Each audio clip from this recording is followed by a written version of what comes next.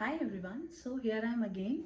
As you all know me, myself is Farheen Khan and आप लोग काफ़ी सारे मुझसे बहुत ज़्यादा रिक्वेस्ट कर रहे थे वीडियोस के लिए और कुछ आपके बहुत ऐसे कॉमन डाउट्स थे जो मुझसे बहुत सारे लोगों ने पूछे थे। मुझे थोड़ा टाइम नहीं मिल पा रहा था, दैट इज़ वाई मैं उस चीज़ के बारे में वीडियो बना नहीं पा रही थी, but I am trying and ये जो वीडियो है ये आपके लिए बहुत बेनिफिशियल होने जा रही है, या फिर उन लोगों के लिए स्पेशली जो कि इन सर्विस से या पोस्ट ग्रेजुएशन करना चाहते हैं।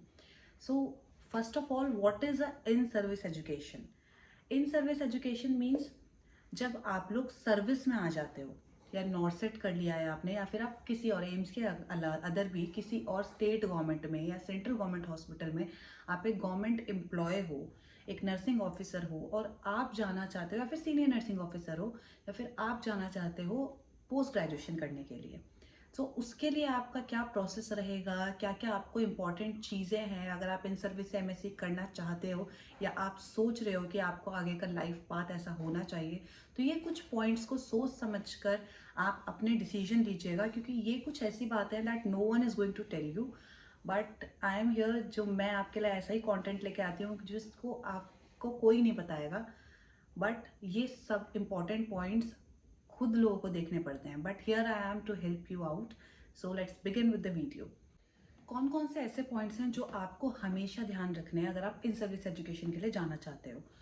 पहला पॉइंट है टाइम। आप सर्विस में आ गए हो, अब आपको कितना टाइम लगेगा, या फिर आपका इंस्टीट्यूट आपको कितने टाइम बाद अलाउड करेगा एक पोस्ट ग्रेजुएशन जाने के लिए, लीव लेने के लिए। तो मिनिमम जो ड्यूरेशन मैक्सिमम एम्स में या सेंट्रल गवर्नमेंट में, स्टेट गवर्नमेंट में आप देखोगे, probation will be of your 2 to 3 years। But study leave मिलने के लिए जो आपको सर्विस में टाइम देना पड़ेगा, कम से कम 5 ईयर का मिनिमम आपका टाइम ड्यूरेशन होता है। कि आपने नर्सिंग ऑफिसर ऐसा ज्वाइन किया है, अब आपको उस इंस्टीट्यूट में 2 साल आपका या 3 साल प्रोबेशन कंप्लीट हो चुका है। दिल्ली में आई थिंक इट्स मोर, और कुछ जगह शायद कम भी है।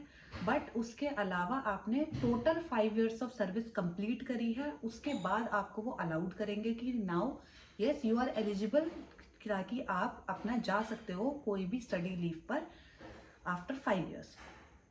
सेकेंड थिंग, आपका क्या रैंक रहेगा, आपको क्या करना पड़ेगा। अगेन, जिस साल आप एलिजिबल हो जाओगे, 5 ईयर्स ऑफ सर्विस आपको या 3 ईयर्स ऑफ सर्विस आपकी कंप्लीट हो गई है एज पर योर इंस्टीट्यूट, तो आप क्या करोगे, अगेन उस साल आपको पीजी का, एमएससी नर्सिंग का एग्जाम, आप कंपटीशन फाइट करोगे। कंपटीशन में फाइट करने के बाद now you what you will see, there are an number of seats. जैसे कि मैं मान लेती हूँ एन नंबर है, 200 सीट्स है एमएससी की सारे एम्स में टोटल मिलाकर। बट उसमें फिर आपकी कोटे की सीट्स आती हैं, like general, OBC, SC, ST, उसमें डिफरेंस आ जाता है। इसमें एक पॉइंट और है, इन सर्विस एजुकेशन की अलग से सीट्स होती है। मीन्स जो कैंडिडेट, नॉर्मल कैंडिडेट जो बीएससी करके जाता है या कुछ भी करके जाता है, इन सर्विस में नहीं होता है, वो उन सब सीट्स पे एलिजिबल है, या फिर अपनी कैटेगरी की सीट्स पर एलिजिबल है। बट जो आप नर्सिंग ऑफिसर है, गवर्नमेंट सर्वेंट, एलिजिबल उन सब सीट्स पर नहीं होते हैं। इन सर्विस की स्पेशल उन 200 सीट्स में से, like I think may be, अगर मैं रेशियो अगर जेन्युइनली बताऊं तो it will not be more than 10 to 15 maximum seats in service में डाली जाती हैं एवरी ईयर। सो आप देख लो कि इन सर्विस में और कम हो जाते हैं चांसेस। 200 सीट्स में से ओनली 10 और 15 will be available for those people जो आपका इन सर्विस से एमएससी करना चाहते हैं। तो आपको बहुत हायर रैंक लाना पड़ेगा। हायर रैंक लाने के साथ साथ आपकी क्या क्या इसमें डिस्पैरिटी होंगी। पहला, कौन की सीट्स कम है। सेकंड, हायर रैंक आपकी ज़रूरत है। थर्ड, आप कौन सी स्पेशलिटी से करना चाहते हो, उस स्पेशलिटी की कितनी सीट्स हैं। मे बी उन 10 में से एक ही हो या दो ही हो, और आपकी कैटेगरी में हो ही नहीं। तो ये हर ईयर चेंज होता है। बट आपको मैं बता दूं कि अगर इन सर्विस से कैंडिडेट करने वाले हैं, 100 कैंडिडेट बैठे हैं, ये बहुत कम मैं बता रही हूँ, तो वो 100 कैंडिडेट उन 10 या एक या दो अपनी कैटेगरी की सीट के लिए फाइट करेंगे। और वो सीट आपको कब मिलेगी, जब आपकी या तो मनचाही रैंक आएगी और आपने हायर, आपका बहुत अच्छा स्कोर होगा। तो ये बात ध्यान रखिएगा। अगर आप लेटर अपनी लाइफ में एमएससी करना चाहते हो या फिर पीएचडी करना चाहते हो, जो कि बहुत लिमिटेड सीट्स हैं और इन सर्विस में वो सीट्स और भी ज़्यादा कम हो जाती हैं, तब आपको बहुत आई थिंक और ज़्यादा मेहनत की ज़रूरत पड़ेगी।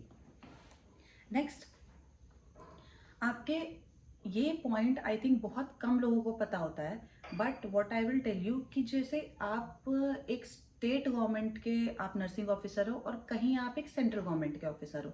सेंट्रल गवर्नमेंट में भी आप एक एम्स के नर्सिंग ऑफिसर हो और एक जैसे कि अदर सेंट्रल गवर्नमेंट हॉस्पिटल्स हैं। हर जगह एक नर्सिंग ऑफिसर को लीव देने का रूल अलग है। फॉर एग्जाम्पल, अगर मैं एग्जाम्पल बात करूं, आपने पीजीआई से करी, पीजीआई चंडीगढ़ बहुत अच्छा सेंट्रल हॉस्पिटल है, सेंट्रल गवर्नमेंट, बट वो अपने नर्सिंग ऑफिसर्स को कब अलाउड करता है? आपने 5 साल सर्विस में कर लिए हैं कंप्लीट, उसके बाद आपने सर्विस में कंप्लीट करने के बाद जब आप जाना चाह रहे हो एमएससी करने के लिए, आपको सीट मिल चुकी है, फिर उसके बाद आप अप्लाई करोगे लीव के लिए अपने हॉस्पिटल में। That time there is a bond, yes there is a bond.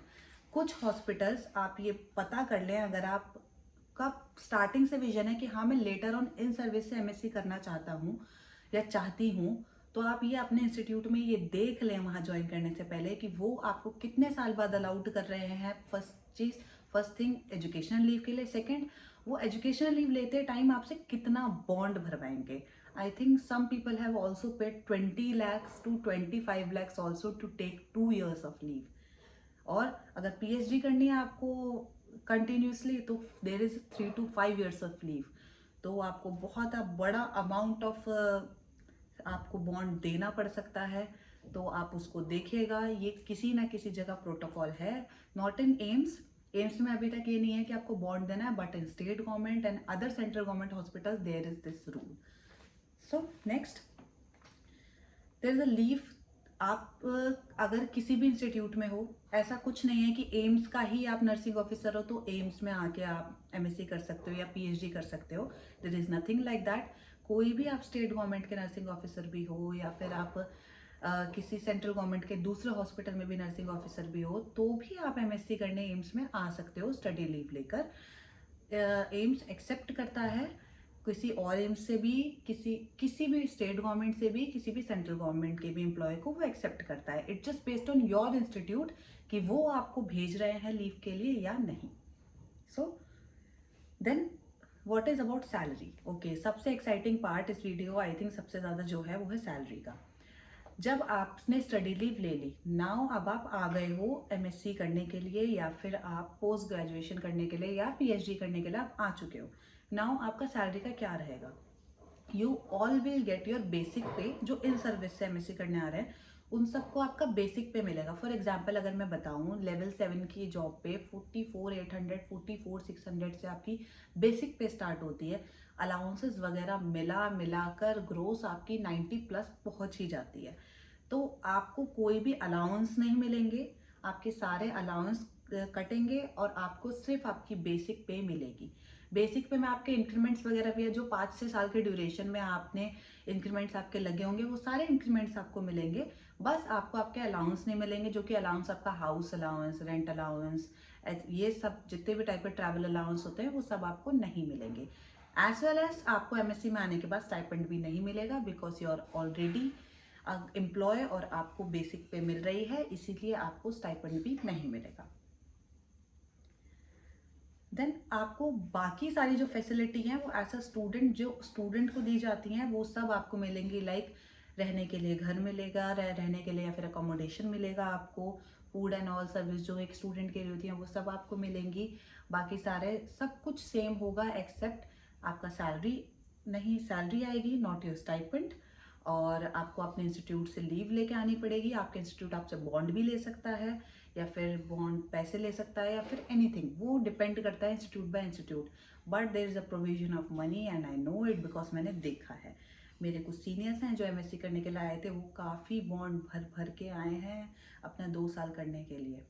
So this is I think very, ये जो इन्फॉर्मेशन है ये बहुत कम लोग को पता होती है। आप लोग अगर सोच रहे हो कि इन सर्विस में करने के लिए अरे चलो अभी सर्विस स्टार्ट कर लेते हैं एंड लेटर ऑन हम कभी भी चले जाएंगे एमएससी करने के लिए, see it is very very difficult to get selected on such a higher rank after such a long time. इतने लंबे टाइम गैप आप लोगे, उसके बाद आपको बहुत अच्छी एक अंडर 10, 15, 20 या 50, 100 रैंक लानी पड़ेगी। उसके बाद भी उसमें कैटेगरी चांसेस होंगे आपके, और उसके बाद आपको फाइट करना पड़ेगा, या फिर अपने इंस्टीट्यूट में आपको रिक्वेस्ट डालनी पड़ेगी, एनओसीज लेनी पड़ेंगी, और उसके बाद वो आपको अलाउड करेंगे या नहीं करेंगे, कितना बॉन्ड भरवाएंगे नहीं भरवाएंगे, इट ऑल डिपेंड्स। सो जहाँ आप ज्वाइन कर रहे हो फर्स्ट, वहाँ पे जाने के बाद आप ये चीज़ अगर एन सर्विस से करना चाहते हो पीएचडी या एमएससी, तो ये कंफर्म ज़रूर करें।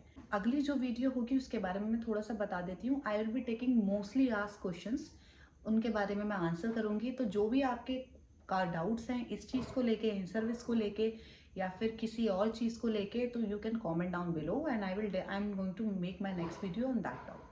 So thank you so much for watching my video, and please do like, share, subscribe my channel.